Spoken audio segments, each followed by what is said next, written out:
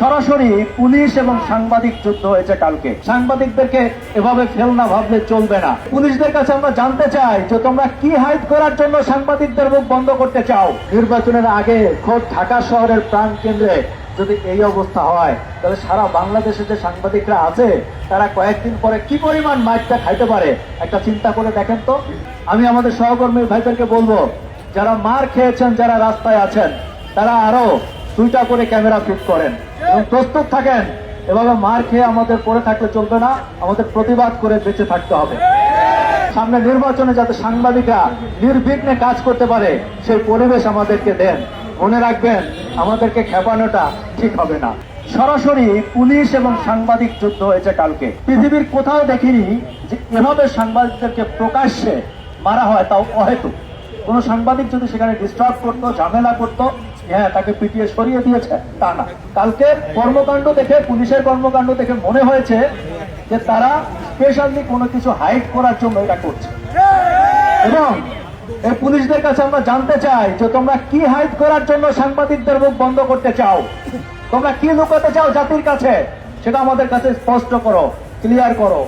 সাংবাদিকদেরকে এভাবে ফেল না ভাবলে চলবে না। আমি আমাদের সহকর্মী ভাইদেরকে বলবো, যারা মার খেয়েছেন, যারা রাস্তায় আছেন, তারা আরো 2টা করে ক্যামেরা ফিট করেন এবং প্রস্তুত থাকেন। এভাবে মার খেয়ে আমাদের পড়ে থাকলে চলবে না, আমাদের প্রতিবাদ করে বেঁচে থাকতে হবে। তবে আমি দেখেছি ইতিপূর্বে সাংবাদিকদের উপর যত হামলা হয়েছে বিচার হয়নি। বিচারহীনতার একটা চরম খারাপ পর্যায়ে আমরা আছি।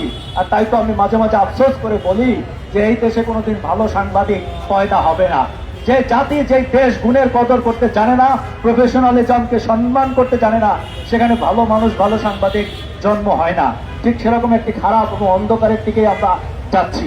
আমরা আশা করেছিলাম যে এই সরকার অন্তত সাংবাদিকদের এই দাবি দাওয়াগুলোর প্রতি, সাংবাদিকদের প্রতি যত্নশীল হবে, কিন্তু আমরা হতাশ। তাই আপনাদেরকে বলবো, যার যার জায়গা থেকে সাবধান থাকুন, সচেতন থাকুন।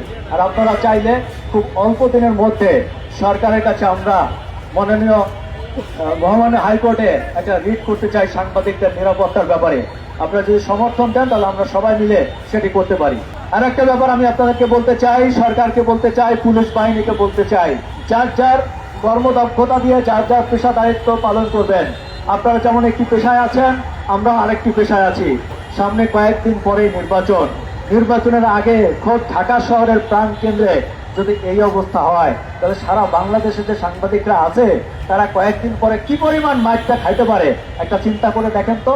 আমরা এখনই পুলিশ ভাইদেরকে, যারা আছেন, যারা সিনিয়র আছেন, তাদেরকে বলবো, আপনারা দৃষ্টান্তমূলক শাস্তি দিয়ে আমাদেরকে দেখান যে আপনারা বিচার করতে পারেন এবং আপনারা ন্যায়ের পক্ষে আছেন। পাশাপাশি সামনে নির্বাচনে যাতে সাংবাদিকরা নির্বিঘ্নে কাজ করতে পারে সেই পরিবেশ আমাদেরকে দেন। মনে রাখবেন, আমাদেরকে খেপানোটা ঠিক হবে না।